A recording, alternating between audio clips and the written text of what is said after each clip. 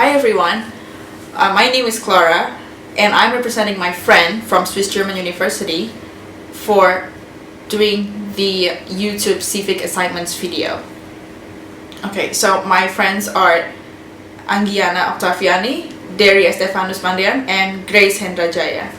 Our topic is about does democracy stifle economic growth, which we took the inspirations from the video of Yasheng Huang from TED.com. He compares China and India in the matter of economic growth and infrastructure, also as the human resources. And we are going to relate those ideas to our country, which is Indonesia. Okay, so now let's start with China. China, we can say they won against India because they have stronger human resources. And the governments are stricter and they have more guts to take action.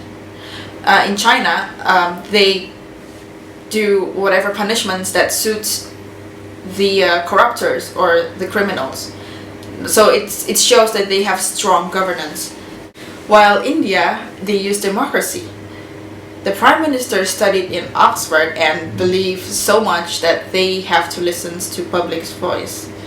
It's not that that is not a good thing, but sometimes the government has to have a certain standard and has to take an action for what it matters. So democracy does not stifle economic growth, but strong governance does.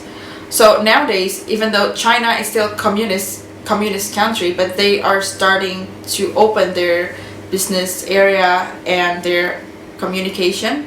So they are going to democracy as well.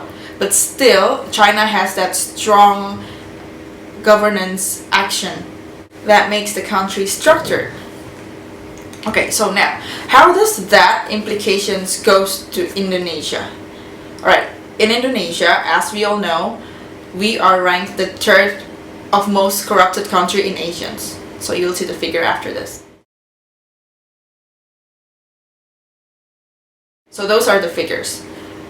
Here is the government are so weak and people can almost do anything by bribery. It's almost common. It is common actually.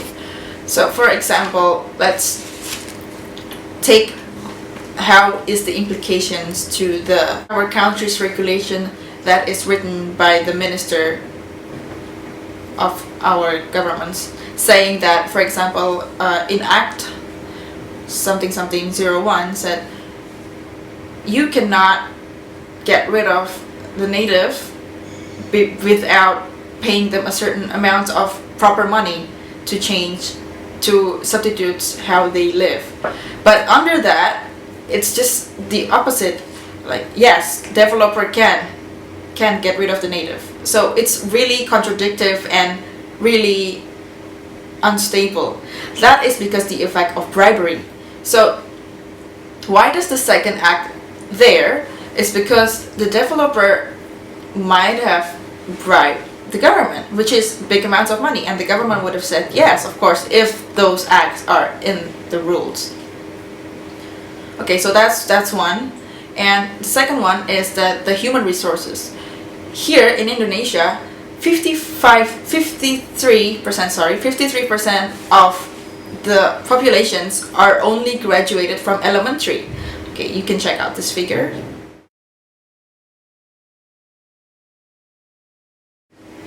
Okay, so after those figures, you see 53% of Indonesian populations are graduated from elementary school only. How sad that is. While if we take an example in Jakarta, like the big city, the melting pot, you can find any schools you want, from the ordinary ones until the super nice, super private, super expensive, and the super good quality, which is not necessarily expensive.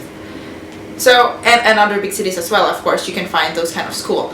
But that shows the indistributed system of education, which is really sad for the country, because actually we have potential. Looking at the populations, we have 200 million something people. imagine if all of those people are educated, how powerful country we can be. Okay, so now let's go to the third topic, which is corruption. Corruption slows the infrastructures. Okay, so here is the figure.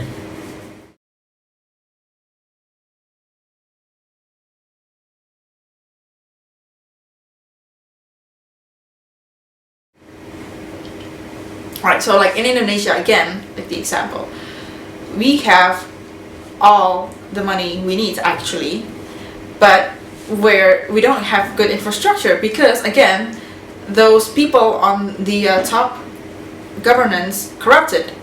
For example, we need bridges to connect, let's say, from 2 remote islands. But yes, we do have it now, but the quality isn't as good as they should be because they reduce all the quality and all the materials and keep the money for themselves instead, which results to poor infrastructure again, which is it won't last long and it's not as safe, and it just resulted not in a good infrastructure. Alright, so the solutions for our country is that we should reconstruct the structure of the governance, like massively.